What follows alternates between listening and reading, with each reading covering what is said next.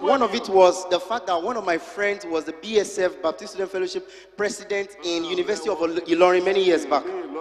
So they went for missions in one local environment, and unfortunately their car tumbled. They were able to manage to come out of that place, but then they were not able to push the car back to the normal state. And then as that was happening, as all of that was happening, one man from nowhere just walked down to them, an old man. They have been trying to call the other people that were in the city, but they could not get through to them. You will say it's network problem, right? But this was beyond network problem. So this old man came and asked them, "What are you trying to do in Yoruba?" And they said, "We are trying to call our friends." And the man said, "You cannot go on your phone." He said, "Take this phone." And immediately they dialed it on that man's phone. It went through. They were able to get through to those people, and they came. So when those folks came back, they were trying to track the number that called them. They could not find it. There is something called the angelic realm. The only thing I am saying is that as good as it is also limited. But there is the last realm. It is called the God realm. In the God realm, it is not limited. Every and anything can happen in that realm. If God says something will happen for you today, and all odds are against you, but God has said it, that thing must happen.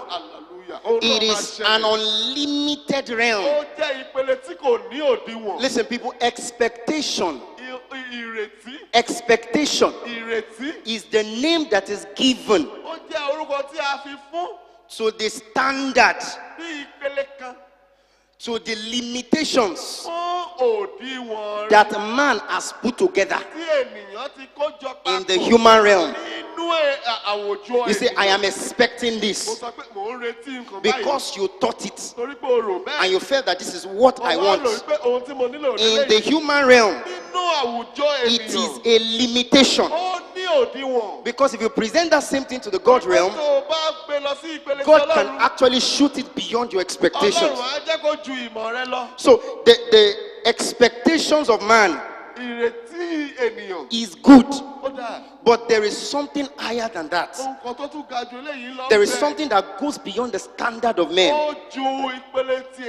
For example, the expectation of Peter was to become a fisher of fishes, right? He wanted to become a professional fisherman.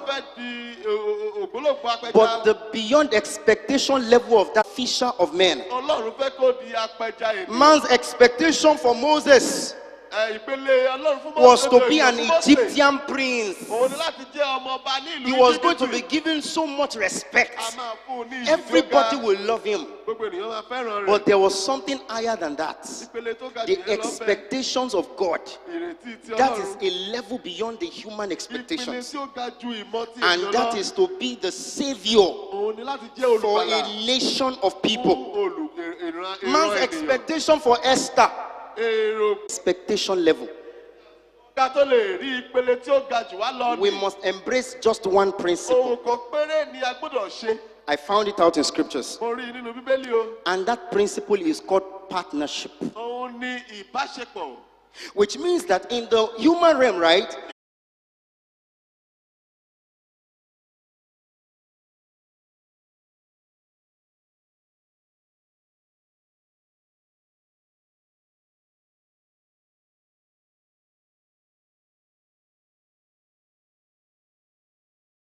but as believers, if care is not taken, we will think that probably we can achieve so many things without God. But God has told us in scriptures that there are too many things He cannot do without us. The one that kind of result that is different from what we used to know.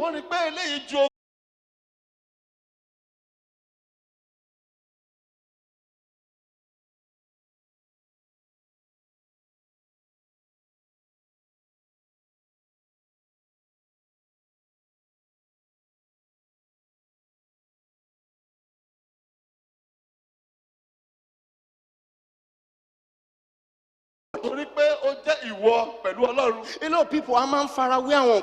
We used to imitate some fellows. You will think that probably because he's not the one that is doing mataka, he has a praying wife.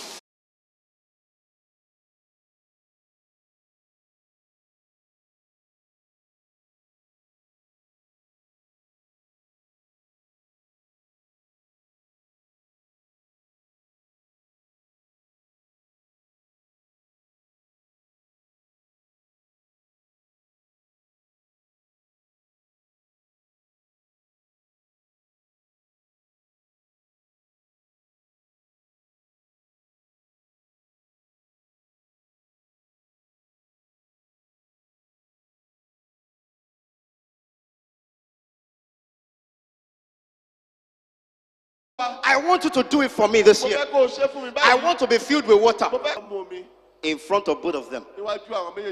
Both of them